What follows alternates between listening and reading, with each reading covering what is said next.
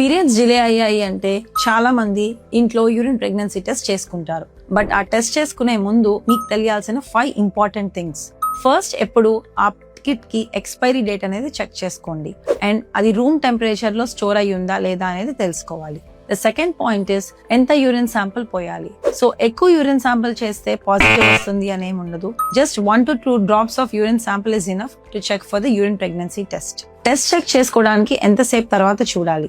Usually within 5 to 10 minutes మనం టెస్ట్ అనేది చూసుకోవాలి పాజిటివా కాదా అని. మోర్ దాన్ 10 minutes అయితే అది ఇన్అక్యురేట్ అని కన్సిడర్ చేస్తాము.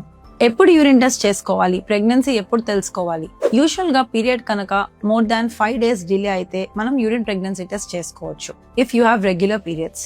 అదర్వైజ్ ఇర్రెగ్యులర్ సైకిల్స్ ఉన్న వాళ్ళకి ఈ యూరిన్ టెస్ట్ ద్వారా ప్రెగ్నెన్సీ తెలియటం కొంచెం డిఫికల్టే. సో యూరిన్ ప్రెగ్నెన్సీ టెస్ట్ ఏ టైమ్ ఆఫ్ ద డే లో చేసుకోవాలి? ఎర్లీ మార్నింగే చేసుకోవాలా అనే క్వశ్చన్. సో హెచ్సిజీ అనేది మార్నింగ్ టైమ్స్ హై కాన్సన్ట్రేషన్ లో ఉంటుంది.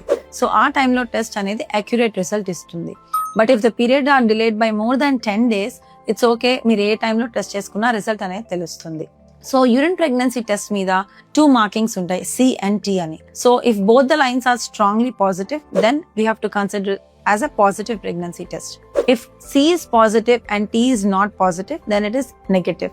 అదే C పాజిటివ్ అయ్యి T కనుక స్లైట్ పాజిటివ్ లైన్ వస్తే it can be a false positive test or early pregnancy test. So pregnancy confirm చేసుకోవడానికి గైనకాలజిస్ట్ ని విజిట్ చేయండి and also get your beta hCG test done. It is a confirmatory test for pregnancy.